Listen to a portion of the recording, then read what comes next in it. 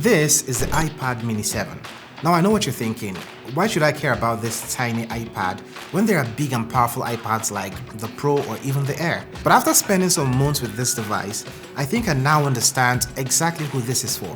Of course, I'll share with you, and so without taking much of your time, yo guys, let's get started. Now, if you're coming from the iPad Mini 6, you might be wondering what's exactly new here. Well, Apple has finally done something I've been begging for.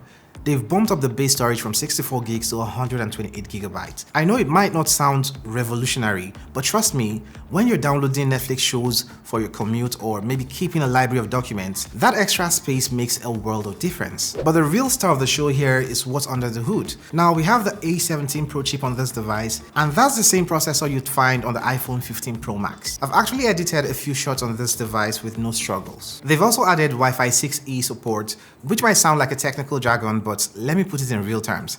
I can now download a 2 gigabyte movie in the time it takes you to make yourself a cup of tea. There's also a faster USB-C port on the iPad Mini 7. Now let's kick things off with the display. The iPad Mini 7 features an 8.3-inch liquid retina display, and while it looks sharp and vibrant with true-to-life colors, it's stuck at 60 Hz. In 2025, that feels a little bit underwhelming, especially if you've experienced ProMotion, which is 120 Hz, on other Apple devices. Watching Netflix or YouTube on this device is a pleasant experience indoors, but at 500 nits of brightness, it's not ideal for outdoor use. For a device that's marketed as portable and travel-friendly, an OLED display or at least a better brightness level would have been better and a welcome upgrade. As far as the infamous jelly scrolling issue we had with the Mini 6, it's kind of still here. I'll be honest with you guys, I barely notice it in everyday use, but if you're sensitive to screen quirks, it might be something to go check out in person before buying this device. Here's where the iPad Mini 7 truly shines. It's powered by the A17 Pro chip, and this little device packs some serious punch. Like I mentioned, the same processor on the iPhone 15 Pro lineup, and it handles everything from gaming to multitasking effortlessly. When it comes to mobile gaming, there's no problem here. I tested Call of Duty Mobile with a PS5 controller, and it felt like console-level gaming on the go. Retro gamers will also love how smoothly emulators like PPSSPP run on this device, and that's even with games upscaled to 1080p. For regular tasks like web browsing, streaming, or even running multiple apps, the A17 Pro ensures buttery smooth performance. You also have 8 GB of RAM, which also helps future-proof the Mini 7, making it a great investment for years to come. When it comes to design, if you've seen the iPad Mini 6, you've seen the Mini 7. Apple has kept the same design, complete with the compact size and slim profile that makes this device ultra portable. Weighing just 293 grams, it's light enough to toss into a bag or even hold for hours without fatigue. This portability makes it ideal for travelers, students, and anyone who wants a no-fuss tablet for on-the-go use. However, the bezels remain chunky by today's standards, which detracts from the modern aesthetic. A sleeker design with thinner bezels would have been a welcome upgrade, especially considering the $499 starting price.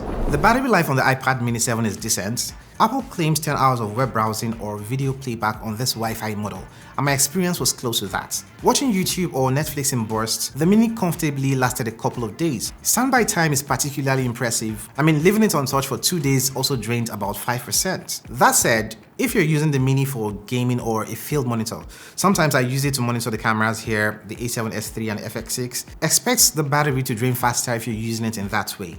During gaming sessions, I noticed around 20% drop in just an hour, which isn't ideal but manageable for such a compact device. Now let's talk about the cameras.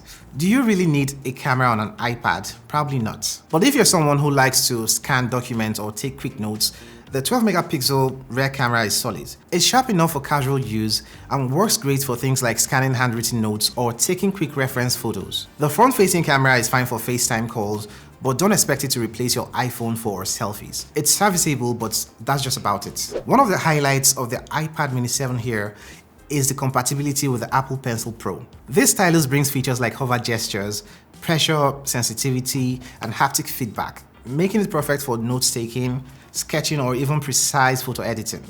Apps like Procreate and GoodNotes work flawlessly with this pencil, turning the iPad Mini into a pocket-friendly creativity hub. If you own the Apple Pencil 2 or any other older Apple Pencil, this Apple Pencil 2, they won't work on this tablet. But if you won't be able to spare $140 for the Apple Pencil Pro, there are cheaper alternatives out there. Like this pencil I got for about $20 to $30.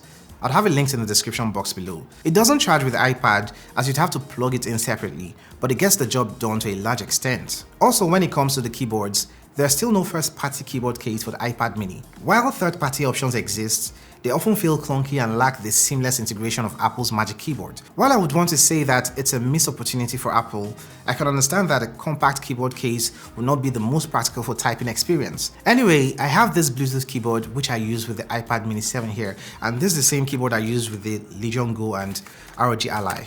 It's a Bluetooth keyboard with a trackpad.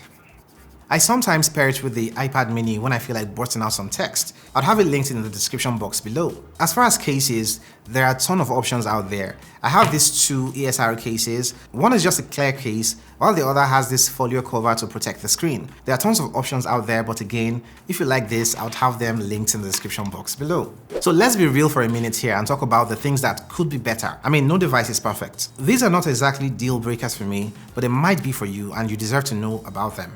First up is the Touch ID situation here. In 2025, having to reach for the power button to unlock this device feels a bit dated, especially when Face ID exists. I can't count the number of times I found myself staring at this screen waiting for it to unlock before remembering that I have to use my finger to unlock this device. I mean, everyone is used to the iPhones and iPad having Face ID. The bezels are another point of contention. Yes, they are functional. They give you something to hold on to, but after using the iPad Pro with a slim bezel, these feel like they are from a different era. Now, it's not just about aesthetics. Slimmer bezels could mean a larger display in the same footprint. The 60Hz display, while perfectly fine for most users, becomes noticeable when you're scrolling through text or doing precise Apple Pencil work. If you're coming from a 120Hz device, you'll notice the difference, at least initially. And let's talk about the ecosystem tax. Having to buy an Apple Pencil Pro if you want to use this device with a stylus, it's a bit like Apple being Apple, forcing an upgrade that maybe wasn't entirely necessary. Finally, the price point. At $499 for the base model, is not exactly budget friendly, especially when you factor in the cost for the Apple Pencil Pro and a decent case. The total can easily approach $700. For that price, you could get an iPad Air with a larger screen and better specs, which makes the mini feel a bit niche. Yeah, I know you have to get the accessories for that device too. It's just Apple being Apple, like I said. So who's the iPad mini 7 for? It's for travelers who want something lightweight yet powerful. It's for artists and note-takers who value portability. It's for gamers who want console-like performance on a compact device. And it's also for someone like me who just wants to have a fun, versatile tablet for chilling and light productivity. At the end of the day, the iPad mini 7 isn't trying to replace your laptop or a full-size tablet. It's here to fill that sweet spot of being small, portable, and capable. If that's what you're looking for, I'd say go for it. And hey, if you already own the Mini 6, maybe hold off, unless you're craving the extra power and storage. Alright, that's been it for this review. If you've got questions about the Mini 7, drop them in the comment section below, and if you've used one, let me know your experience. Do not forget to super smash the subscribe button and share this video.